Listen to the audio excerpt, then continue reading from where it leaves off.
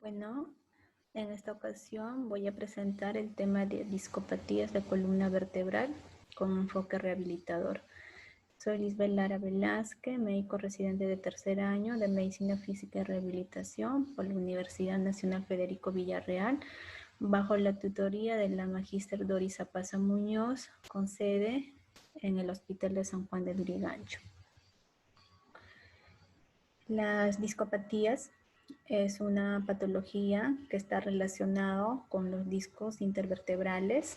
Es una patología muy frecuente, sobre todo a nivel cervical y lumbar de la columna, porque son los segmentos que más movimiento tienen. Tienen movimientos amplios de flexo-extensión y los espacios de mayor movilidad en la región cervical es la C4, C5, C6 y en la región lumbar la L4, la L5 y la S1.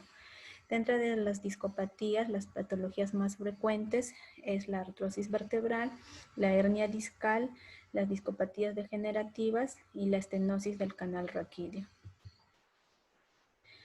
En la anatomía, la columna vertebral está formado por 33 vértebras, de las cuales se encuentran formando 7 vértebras cervicales, 12 vértebras torácicas, 5 vértebras lumbares, 5 vértebras sacras y 4 vértebras coccygeas. En el plano frontal, la columna vertebral es recta y en el plano sagital se va a observar las curvas fisiológicas, ¿no? Las curvas sagitales principales están dadas por la cifosis torácica y la cifosis sacrococcygia, y mientras que las curvas sagitales secundarias están dadas por la lordosis cervical y la lordosis lumbar. La región de la cifosis torácica es muy importante porque es la región que va a dar equilibrio tanto a la lordosis cervical como a la lordosis lumbar. Las vértebras o los cuerpos vertebrales se van a articular unos con otros gracias a unas pequeñas articulaciones intervertebrales, y a su vez los cuerpos vertebrales van a estar separados por discos intervertebrales y también van a estar reforzados por los ligamentos. Los ligamentos son los encargados de dar la estabilidad a la columna vertebral. Por la parte anterior va a estar reforzado por el ligamento longitudinal común anterior. Este ligamento une los cuerpos vertebrales, pero se van a saltar lo que son los discos intervertebrales. Por la parte posterior se encuentra lo que es el ligamento longitudinal común posterior. Estos ligamentos se insertan en los discos intervertebrales y se van a saltar lo que son los cuerpos vertebrales. También se encuentra el ligamento amarillo que está por la parte posterior, que va a unir los arcos vertebrales, y también están los ligamentos interespinosos, intertransversos, ¿no? Y también los ligamentos capsulares. Todo ello le van a dar estabilidad a la columna vertebral. Cuanto a la médula espinal se va a encontrar en lo que es el canal espinal, ¿no? En el adulto, esta médula va a llegar hasta la L1 o la L2. Después de ello va a ser continuado por lo que es la cauda equina, ¿no? Es importante saber cómo está distribuido las raíces nerviosas que emergen por el foramen o el agujero espinoso, ¿no? Las raíces nerviosas en la región cervical del C1 al C7 van a emerger por encima de sus respectivas vértebras, ¿no? Si por ejemplo aquí se encuentra la C1 y la raíz nerviosa va a emerger por encima, pero el cambio está entre la C7 y la T1. La raíz nerviosa C8 va a emerger entre estos dos cuerpos vertebrales, la C7 y la T1. A partir de la T1, las raíces nerviosas ya van a emerger por debajo de sus respectivas vértebras, ¿ya? Y también es importante saber que cuando la columna se encuentra en flexión, como en este caso, el agujero o el foramen va a aumentar. Y cuando la columna está en extensión, este agujero va a disminuir. Bueno, y ahora, ¿cómo está formado o cuál es la estructura del disco intervertebral? El disco intervertebral va a estar formado por el núcleo pulposo o la zona central, como observamos en esta imagen, y este núcleo pulposo va a estar rodeado por el anillo fibroso y finalmente, o como tercera estructura, está el cartílago hialino del platillo intervertebral. El núcleo pulposo o la zona central se sitúa en la parte central del disco intervertebral, como observamos en esta imagen. Tiene una consistencia gelatinosa y es transparente. Su composición va a estar formado en un 70-90% de agua. El agua se va a encargar de dar la elasticidad al núcleo pulposo. A su vez se van a encontrar diversas sustancias en suspensión, principalmente las fibras de colágeno y los mucopolisacáridos.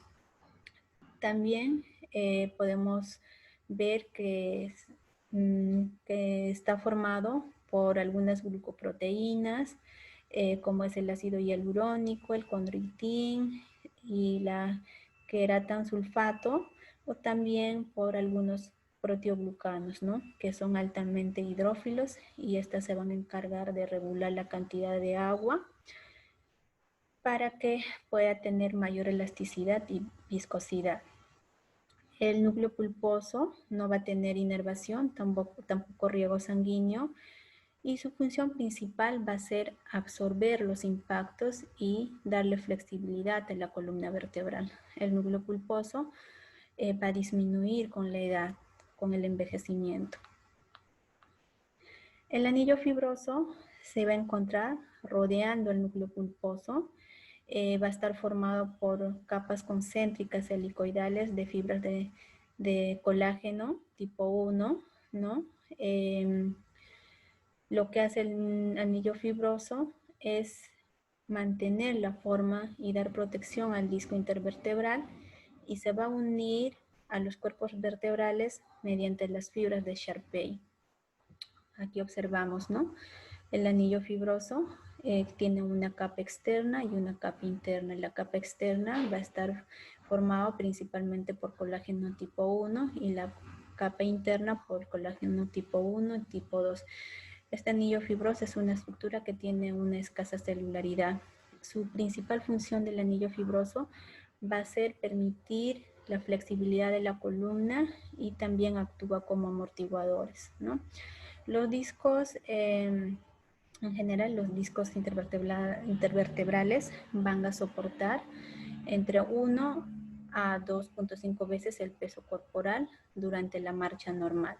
Bueno, dijimos que como tercera estructura del disco intervertebral está el cartílago hialino del platillo intervertebral. Este cartílago tiene como función principal transportar los solutos desde la vértebra hasta el disco.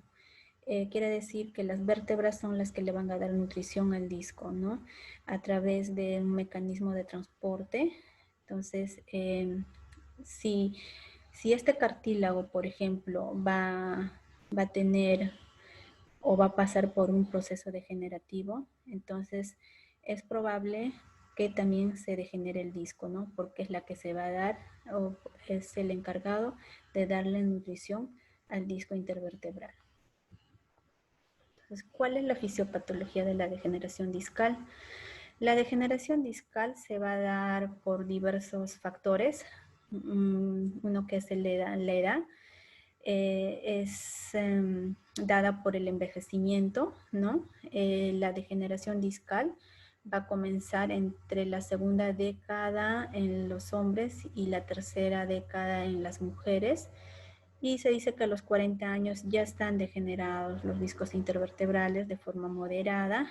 el 80% en los varones y 65% en las mujeres. También está dado por factores genéticos, porque ha sido demostrada tanto en estudios con gemelos como en familiares de pacientes que han sido intervenidos de hernia discal lumbar. También es dado por los factores ambientales, ¿no? Se ha observado en la resonancia magnética nuclear que la degeneración discal es mayor en fumadores. Se dice que el tabaco disminuye el aporte vascular al disco a través de los platillos vertebrales y esto provoca una hipoxia y degeneración en el disco, ¿no? A su vez, genera lo que es la disminución en la producción de colágeno tipo 2. Y otros factores que influyen es como el trabajo pesado o ciertos deportes. El disco intervertebral va a tener unos cambios degenerativos tanto en la parte bioquímica como en la parte estructural. Los cambios bioquímicos que se pueden suscitar es que va a haber una disminución en la síntesis de proteoglucanos. Dijimos que los proteoglucanos son las encargadas de darle mayor hidratación, ¿no? Por lo tanto, va a disminuir lo que es la hidratación. También va a haber una alteración en la producción de colágeno, ¿no? Puede haber un aumento de colágeno de forma anómala o también puede haber aumento de las metaloproteasas. Y por lo tanto va a iniciar lo que es la apoptosis. Se cree que los cambios degenerativos en el disco inicia en el platillo vertebral. En cuanto a los cambios estructurales del disco, el núcleo pulposo con la degeneración va a adquirir una consistencia fibrosa y una pigmentación más acentuada, y los límites entre el núcleo y el anillo fibroso van a ser menos claros y empieza lo que es la delaminación de las zonas externas del anillo fibroso. Dije que el disco sano es avascular, tampoco no tiene inervación, pero en los discos ya degenerados o en la degeneración severa puede demostrarse la presencia de vasos sanguíneos, y estos vasos penetrarían en el disco a través de lesiones en el platillo vertebral. La generación discal va a pasar por estadios, por 3 estadios. La primera va a ser la disfunción, seguida por la inestabilidad, y finalmente se va a dar la estabilización. La disfunción empieza entre los 20 y los 45 años de edad. El disco comienza a perder su capacidad de soportar las cargas axiales y pierde su altura. A la degeneración del disco va a seguir la degeneración de las facetas articulares. Como segundo estadio se va a dar la inestabilidad, que se va a dar entre los 45, 60, 70 años de edad.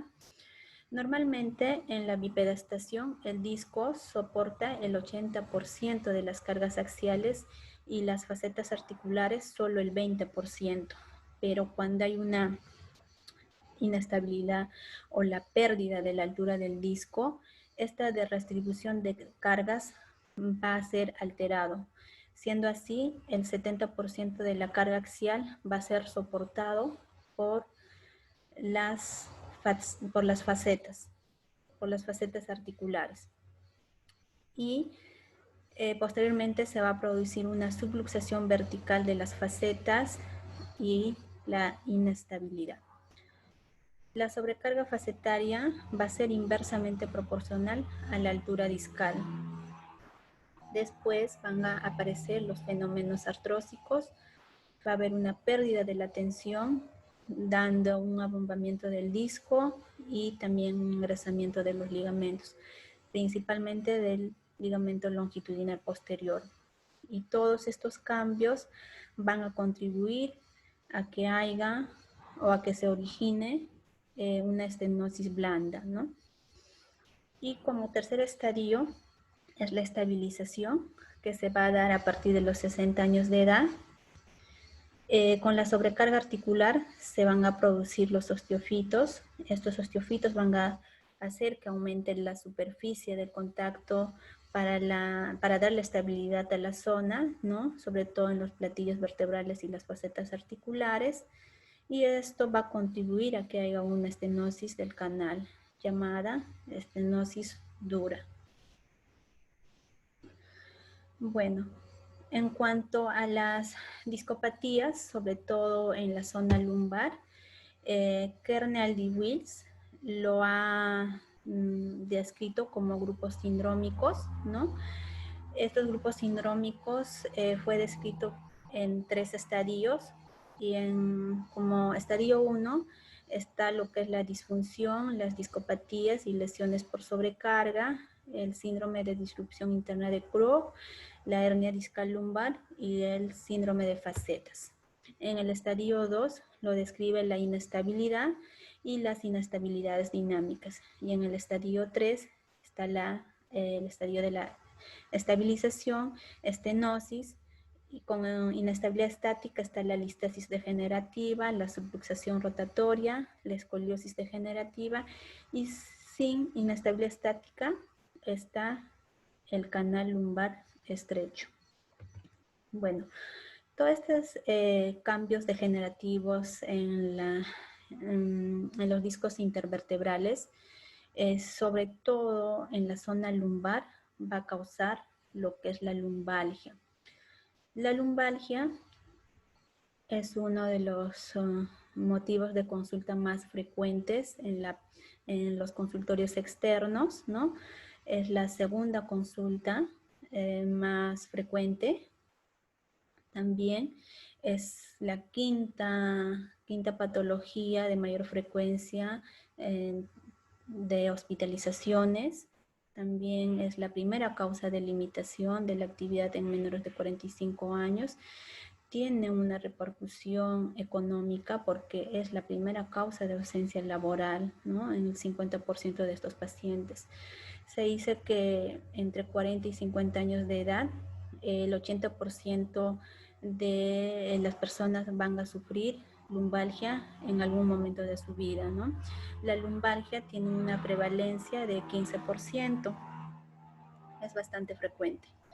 Entonces, la lumbalgia va a estar causada por múltiples patologías que van a afectar los discos intervertebrales. Dentro de ellos, como patología, también lo describen lo que es la discopatía lumbar, ¿no? Ya lo expliqué, esto va a ser dado por la generación de los discos, ¿no? Porque va a haber una deshidratación progresiva de estos discos, y al haber una deshidratación o una degeneración de estos, lo que va a causar es que haya un acercamiento entre los cuerpos vertebrales, causando un pinzamiento discal, y como consecuencia de ello, la columna vertebral no va a trabajar de manera armónica, ¿no? Aquí vemos todos los cambios que puede sufrir un disco vertebral, un disco intervertebral, ¿no? Desde un disco degenerado, un disco abultado, un disco herniado, un disco adelgazado y finalmente la degeneración de discos con formación de osteofitos, ¿no?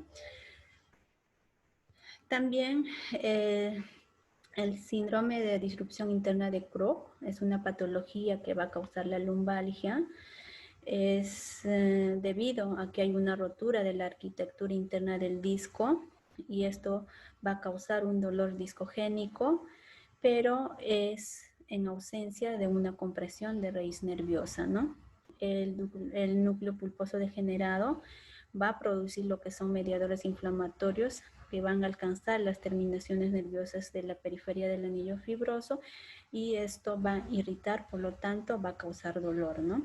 El cuadro clínico del síndrome de disrupción interna de Crook no es específico, pero los pacientes pueden presentar un dolor pseudoradicular, hay un LASEGE negativo, los reflejos osteotendinos están normales, la irradiación del dolor puede llegar máximo hasta la pantorrilla, ¿no?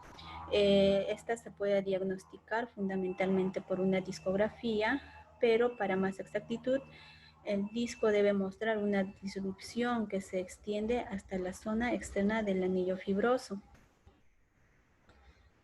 Otra de las patologías más frecuentes de la lumbalgia es la hernia discal, ¿ya? La hernia discal va a ser dado por una combinación del envejecimiento del disco y de la acumulación de macro y microtraumatismos, ¿no? Todo ello va a conducir a que haya una formación de fisura en el anillo fibroso y a su vez de forma paralela el núcleo pulposo se va a degradar, va a perder su cohesión y se va a fragmentar. El mecanismo más frecuente de formación de las fisuras en el disco va a ser de forma centrífuga y la combinación de flexión e inclinación lateral o de flexión y torsión va a acabar con la formación de fisuras posterolaterales, ¿no? El cuadrante posterolateral es el más frágil de la parte posteromedial, sobre todo porque carece del refuerzo del ligamento común longitudinal posterior, ¿no? Por eso es que es más frecuente las hernias posterolaterales.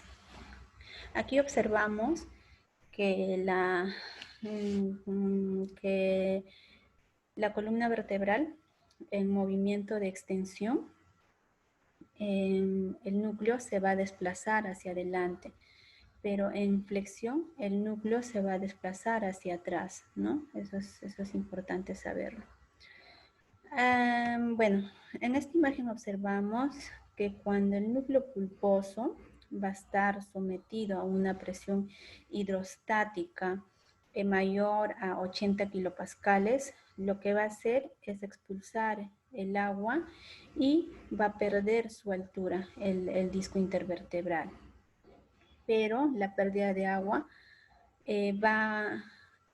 aumenta la presión osmótica y va a llegar un punto en la que se detiene la extrusión de agua.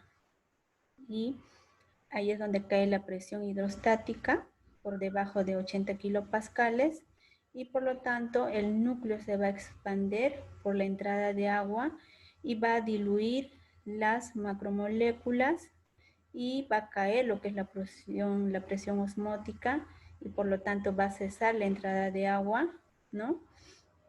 Y todo este proceso es más rápido en pacientes, en pacientes jóvenes. Ahora, en cuanto a los tipos de hernia discal, se entiende por hernia discal cuando hay salida del núcleo pulposo de su localización normal. Esta migración del núcleo pulposo puede ser dada hacia la periferia a través de un anillo fibroso roto o también por la migración de forma craneocaudal, ¿no? O también las llamadas hernias de Schmor. Los niveles más frecuentemente implicados es la L4, L5, la L5 y la S1, ¿no? Quiere decir en la región lumbar. Entonces, la nomenclatura de los distintos tipos de hernias y lesiones discales se va a resumir en este cuadrito. Entonces, en un inicio se va a dar lo que son los desgarros o roturas discales, ¿no? Ahí solamente va a haber una disrupción localizada que puede ser en forma radial, concéntrica o horizontal, ¿no? Del anillo fibroso, pero no va a haber desplazamiento del material discal fuera de los límites del disco intervertebral. Y como segundo tenemos la hernia discal, ¿no? En la que ya va a haber un desplazamiento del material discal fuera de los límites externos del disco y van a existir diferentes formas de hernias discales, ¿no? Bueno, aquí está el bulgy, es cuando hay un aumento simétrico y amplio del disco que es superior al 50% del perímetro discal, pero que no se considera patológico. En cuanto a las protrusiones discales, es cuando hay un desplazamiento del disco fuera de sus límites normales, en el que la base de implantación es su mayor diámetro, ¿no? Van a tener un aspecto sésil, así como esta, por ejemplo, ¿no? La base es más ancha.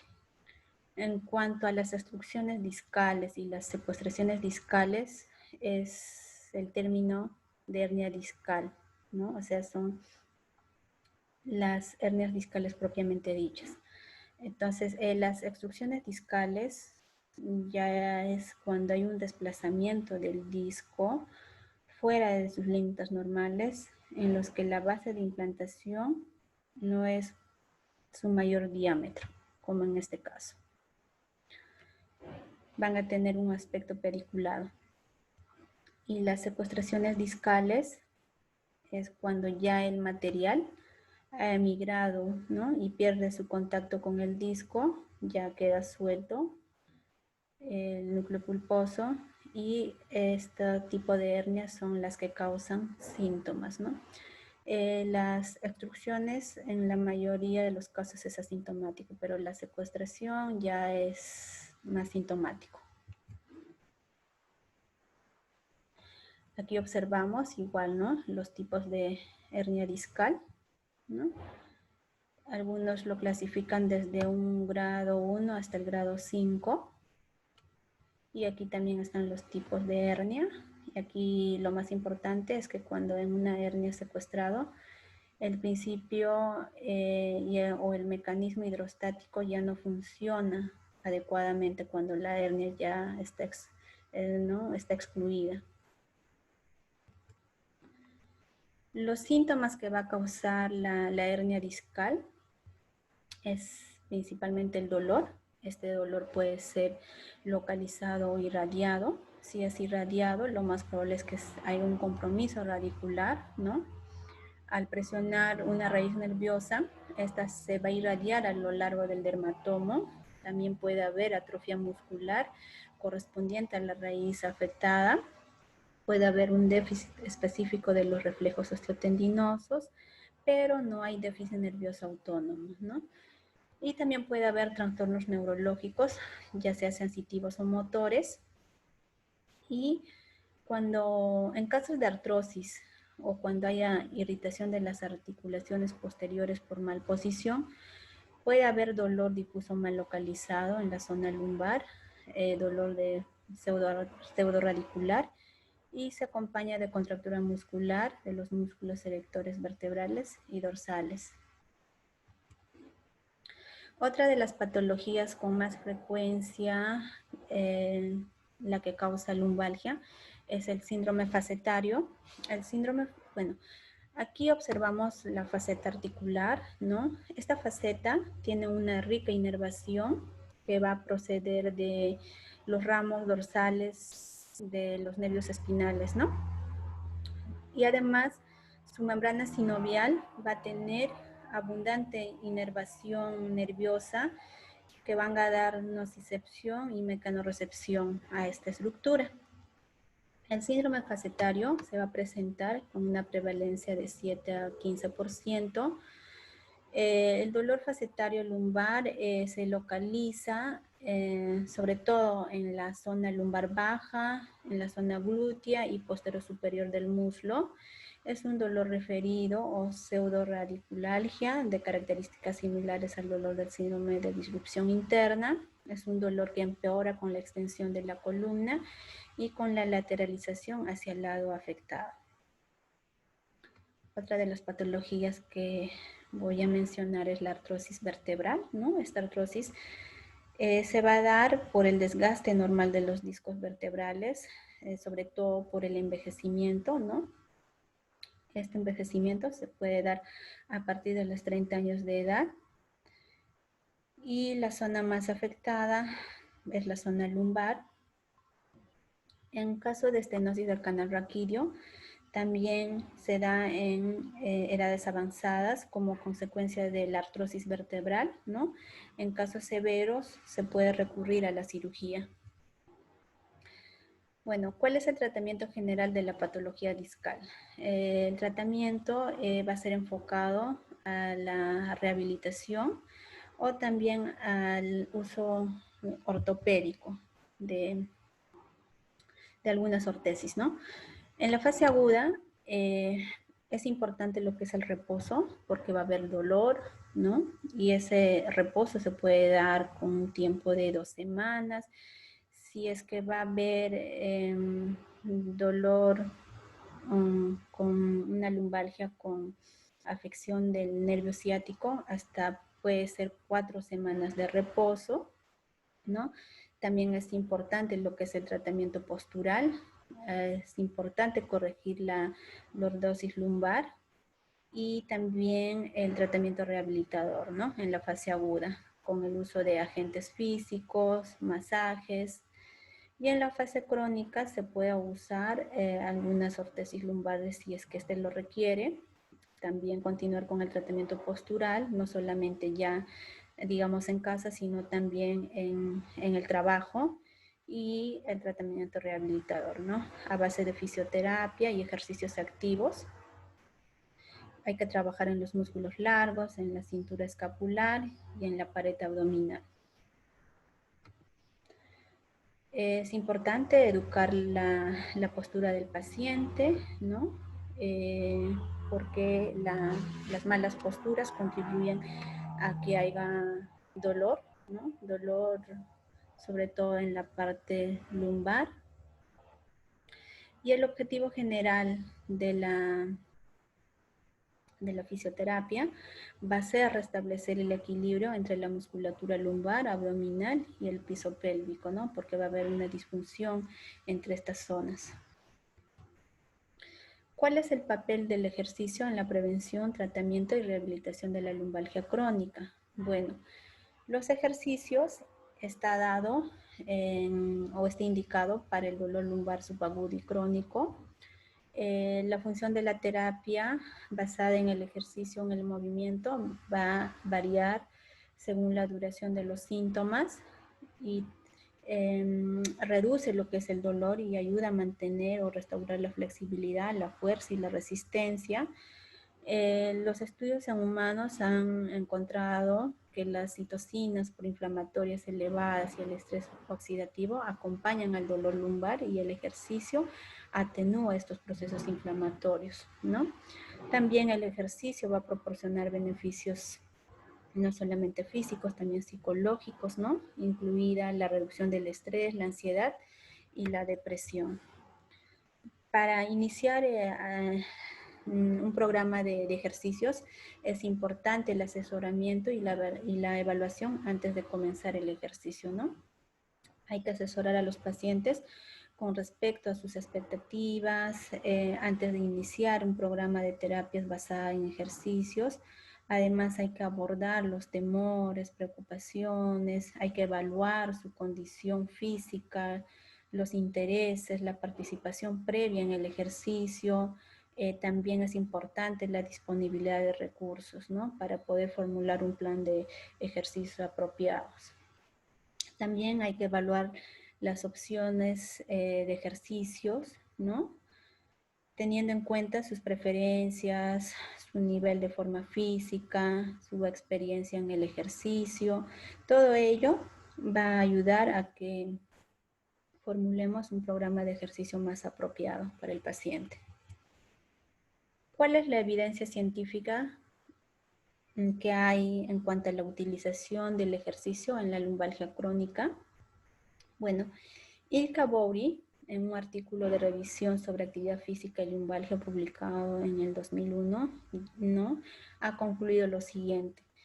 Con una categoría C o una evidencia baja, concluyo de que la actividad física prolongada, repetitiva e intensa en el trabajo o en el deporte puede producir una lumbalgia en individuos susceptibles. Con una categoría A, que es una evidencia sólida, indica que la actividad física puede tener un efecto preventivo en la lumbalgia, pero no se han establecido las características de la actividad efectiva, ¿no? Sin embargo, vale la pena mencionar que la resistencia aeróbica de la musculatura extensora del tronco mostraba resultados positivos en los ensayos clínicos de prevención secundaria de la lumbalgia. También con una categoría A, una evidencia sólida, muestra que los ejercicios específicos no son efectivos en el tratamiento de la lumbalgia aguda, pero la continuación de las actividades ordinarias y el comienzo de actividades aeróbicas de bajo estrés durante las primeras 2 semanas está indicado para mejorar la recuperación y disminuir la incapacidad. Con una categoría B, o sea, con una evidencia moderada, sugiere que la actividad física, especialmente los ejercicios estructurados, alivian los síntomas de la lumbalgia crónica y pueden mejorar la función. Esas son las evidencias científicas en cuanto a la lumbalgia. Bueno, aquí es un cuadro de resumen de unos estudios de revisión sistemática. Se podría decir que estos estudios han confirmado ya las conclusiones que tuvo Ilka Bouri, ¿no? De que la terapia, los ejercicios de la lumbalgia son efectivos para el tratamiento de la lumbalgia crónica y no tanto así para una lumbalgia aguda, ¿no? Entonces aquí observamos una revisión sistemática elaborada por Cochrane en el año 2000, resume de que, o concluye de que la evidencia de los ejercicios específicos son efectivos para el tratamiento de la lumbalgia aguda, pero pueden ser útiles para los pacientes con lumbalgia crónica en lo que se refiere a acelerar la vuelta a las actividades diarias normales y al trabajo, ¿no? O sea que los pacientes se pueden incorporar más rápidamente a su área de trabajo o a sus actividades diarias. Otro estudio del año 2005 concluye que la terapia con ejercicios parece ser ligeramente efectiva para reducir el dolor y aumentar la funcionalidad en adultos con lumbalgia crónica, particularmente en población asistencial. En poblaciones con lumbalgia subaguda, alguna evidencia sugiere que un programa de actividad graduada mejora los resultados de absentismo, aunque la evidencia para otros tipos de ejercicios no está clara, ¿no? En poblaciones con lumbalgia aguda, la terapia con ejercicios es tan efectiva como ningún tratamiento u otros tratamientos conservadores. También mencionan de que la terapia de ejercicios consiste en programas individualmente diseñados, incluyendo estiramientos o fortalecimiento, y proporcionada con supervisión puede mejorar el dolor y la función en la lumbalgia crónica inespecífica, ¿no? Otro estudio del año 2016, también de Cochrane, concluye de que las intervenciones del ejercicio tienen un efecto significativo en la incapacidad para el trabajo en pacientes con lumbalgia no aguda y no específica a largo plazo, y no se puede extraer ninguna conclusión en relación con los tipos de ejercicio, ¿no? Por eso es que cada ejercicio debe ser individualizado dependiendo del paciente. También hay estudios, conclusiones en cuanto a los ejercicios con pilates, yoga, tai chi, ¿no? Los ejercicios o el método Pilate van a estar dirigidos a las estructuras del aparato locomotor, sobre todo a la caja abdominal, y en el yoga los ejercicios van a abarcar otras regiones del organismo, pero con menos variantes que el método Pilates, ¿no? Y en el Tai Chi, los ejercicios también abarcan otras regiones del organismo, pero es de una forma más estática y con movimientos más lentos. En cuanto a algunas conclusiones de la revisión sistemática de estudios o ejercicios de Pilates, un estudio del 2014, ¿no? En una revisión sistemática concluye que hay mayores mejoras en el dolor y función a corto plazo que el cuidado o actividad física habitual con el método Pilates, ¿no? Y otra revisión sistemática del 2015 menciona que los pilates son más efectivos que el mínimo ejercicio físico para reducir el dolor. También que los pilates es más eficaz que la intervención mínima para el dolor y la discapacidad. Y en el año 2016, también en una revisión sistemática, concluyen que los pilates producen una mejora significativa en el dolor y la función comparado con la atención de rutina. Entonces, todos estos estudios no han llegado a una conclusión evidente del tipo de ejercicios que se debería hacer, ¿no? Por ello, los ejercicios deben ser un programa individualizado. ¿Y cuáles son esos tipos de ejercicios útiles en la lumbalgia? Tienen que ser ejercicios de flexibilidad, de estiramiento y ejercicios de fuerza, ¿no? Y vemos que es importante mejorar la flexibilidad de la musculatura, ¿no? De la musculatura tensa, y también es importante trabajar en el control sensoriomotriz a través de varios ejercicios que ya más adelante lo vamos a observar. ¿Y cómo es que se debe articular un programa de ejercicio para una lumbalgia? El programa de ejercicio debe ser por etapas, debe ser con una progresión gradual. En un inicio, lo que se debe hacer es restaurar la longitud muscular normal y la movilidad. Todo esto para corregir cualquier desequilibrio muscular existente, ¿no? Porque una adecuada longitud muscular y una adecuada flexibilidad van a ser necesarias para una función adecuada de las articulaciones y que haya una eficiencia en cuanto al movimiento. Pero una vez ya pasada la fase aguda o una vez que ya esté disminuyendo el dolor, después de las 2 primeras semanas, se puede iniciar con un programa diario de ejercicios terapéuticos que trabajen los movimientos de la columna vertebral, ¿no? Estos ejercicios pueden ser ejercicios de movilidad activa, sin acción de la gravedad, y también hay que sumar los ejercicios isométricos. Tras una semana de los anteriores ejercicios, se puede hacer ejercicios de movilidad activa, pero con gravedad. Y también hay que seguir manteniendo los isométricos, y a esto se puede añadir ejercicios de estiramiento pasivo. En la tercera semana de ejercicio, cuando ya haya desaparecido el dolor, se pueden añadir ejercicios de fuerza isotónica y también añadir al peso del propio cuerpo objetos de peso progresivamente mayor. Y finalmente, cuando ya todo el dolor haya desaparecido, se puede pasar a realizar 3 veces a la semana un programa de ejercicios como pilates u otro programa que va a ser específicamente elaborado para el paciente, ¿no? Que involucren ejercicios de tipo de control motor o gimnasia. Esto, por ejemplo, son algunos ejercicios que se puede hacer. Ejercicios de respiración abdominal y corrección postural, ejercicios de gato, ¿no? Que incluye arquear la espalda hacia arriba y hacia abajo, y los ejercicios de plancha, que se puede repetir a cada lado también, y los ejercicios de estiramiento, ¿no? Que consiste en estar en 4 puntos, flexionar la cadera, las rodillas hasta sentarse sobre los talones y deslizar la mano hacia adelante, ¿no? Estos ejercicios van a ser descritos van a ser mejor explicados en un video, como es este video, que es un programa de ejercicios para la lumbalgia.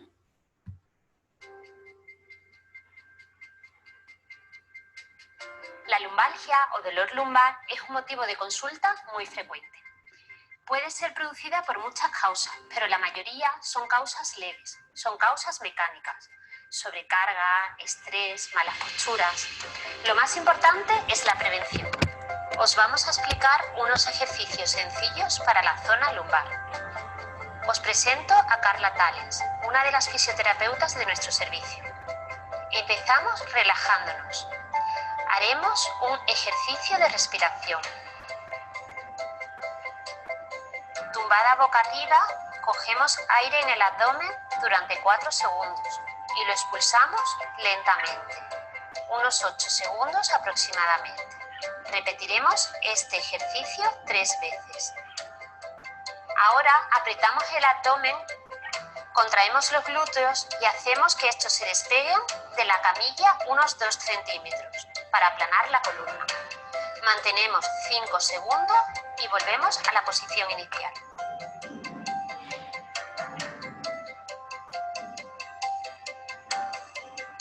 Flexionamos las piernas, llevando las rodillas al pecho.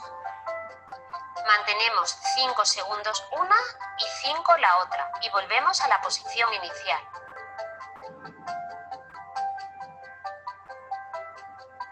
Haremos 10 repeticiones. Ahora elevamos la pelvis extendiendo ambas caderas hasta alinear los muslos con el tronco. Mantenemos 5 segundos y volvemos a la posición inicial. El siguiente es de lado. Elevamos la pierna colocada arriba unos 20-30 centímetros. Mantenemos 5 segundos y volvemos a la posición inicial.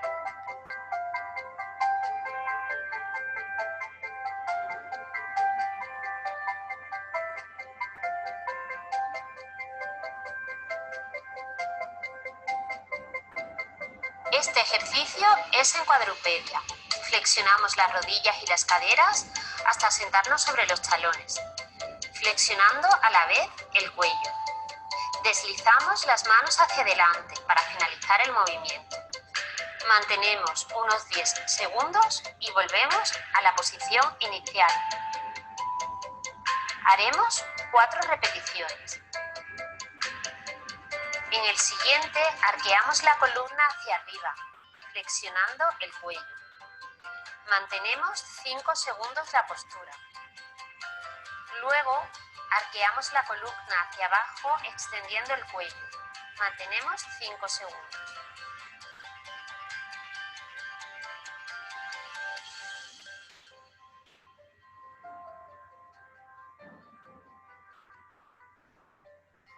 Dentro de esta prevención, los ejercicios juegan un papel muy importante. Si los practicamos con frecuencia, lograremos reducir el número de crisis. Así que desde aquí os animamos a que los practiquéis.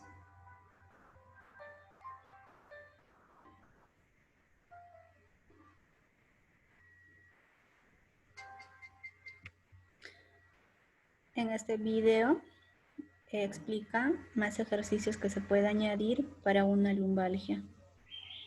Hola a todos. Este vídeo va dedicado a aquellas personas que sufráis algún tipo de lumbago, es decir, un dolor agudo en la zona baja de la columna. También nos va a servir para personas mayores que tengan una disminución de la movilidad en esa zona, que tengan molestias continuas ahí, porque van a ser ejercicios bastante suaves, bastante sencillos para hacer en casa. Lo primero buscan mantener la movilidad para que no nos quedemos así anquilosados.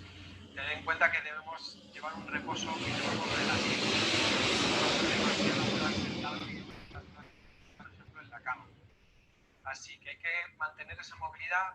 Nos van a ayudar a disminuir el dolor tan fuerte que tenéis y también importante, disminuir la tensión, ¿vale? Es decir, ir a por esas contracturas que mantienen tanta tensión en el músculo.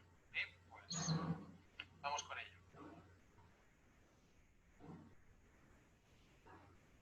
Bien, nos vamos a colocar boca arriba con las rodillas dobladas y los pies separados a la anchura de las caderas.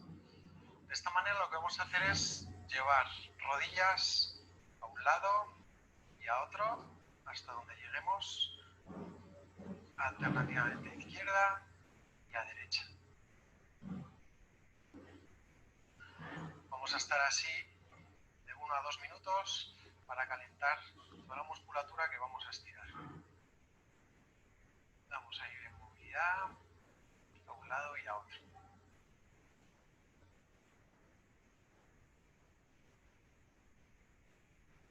Lo segundo que vamos a hacer, vamos a coger con ambas manos nuestra rodilla y la vamos a llevar hacia el pecho. Vamos a contar hasta 3 y vamos a soltar. Vamos a coger la rodilla contraria y la abrazamos llevándola hacia el pecho. Vamos alternando y contamos 1, 2, 3 y cambiamos. 1, 2, 3 y cambiamos. Vamos haciendo así entre 10 y 20 repeticiones con cada una de las piernas. ¿Bien?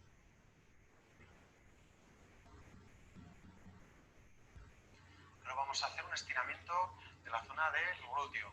Para eso vamos a cruzar vía rodilla contraria, vamos a abrir la rodilla hacia afuera y vamos a llevar la pierna hacia el pecho, hacia nosotros. La cabeza puede incorporarse o estar apoyada. Lo importante es que la pierna se venga hacia el pecho. No la rodilla, sino la pierna. Y en esta posición respiramos varias veces. Al soltar intentamos ganar. Inhalamos dos veces esa respiración. Y luego hacemos este mismo estiramiento con la pierna contraria. Repito, pie, rodilla contraria. La rodilla va hacia afuera, no hacia el pecho, hacia afuera. Y lo que hacemos es llevarnos la pierna hacia el pecho. Y ahí trabajamos. Lo vamos a hacer de 2 a 3 veces con cada pierna. Siempre, todos los ejercicios que vamos a hacer, necesitamos hacerlos sin dolor.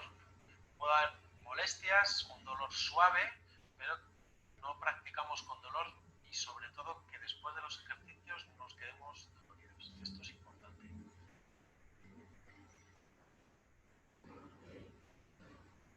Vamos a hacer otro estiramiento, ¿vale? Que nos va a ayudar a ganar mucha movilidad. Lo vamos a hacer cruzando la pierna, ¿sí? Y yendo, inclinando ambas rodillas hacia ese mismo lado.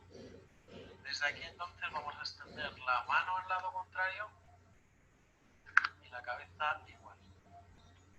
De tal manera que estiramos todo ese costado y como cuando hacemos el estiramiento, aguantamos durante varias respiraciones esa posición. Siempre en un punto donde no haya dolor. Puede haber pequeña molestia, pero que no haya dolor. Si hay dolor, reducimos un poco para no hacer el estiramiento tan intenso. Y después haríamos al lado contrario. Como veis, cruzamos pierna, mano a esa rodilla contraria, llevamos las manos hacia ese lado y la mano y la cabeza giran al lado contrario. Respiramos varias veces.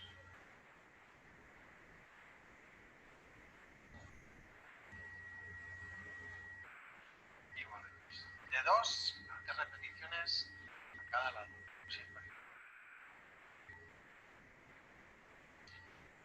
Bien, vamos con el último ejercicio, ¿vale? Para trabajar un poquito el abdomen y dar movilidad a la zona lumbar. Fijaos, lo que vamos a hacer es en esta misma posición, con pies a la altura de las caderas, abiertos ahí, lo que hacemos es elevar la pelvis, de tal manera que se quede en línea, los muslos con el tronco. Palmas hacia abajo.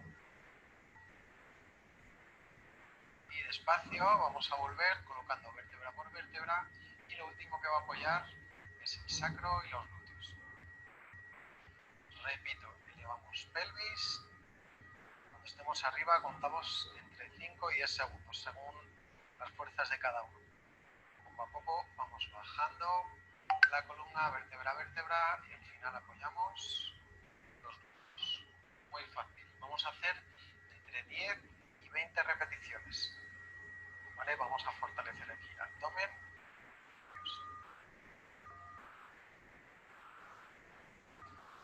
Pues esto es todo, chicos. Espero sobre todo que os sea útil y lo más importante, que desaparezca cuanto antes esa imagen. Nos vemos en el próximo.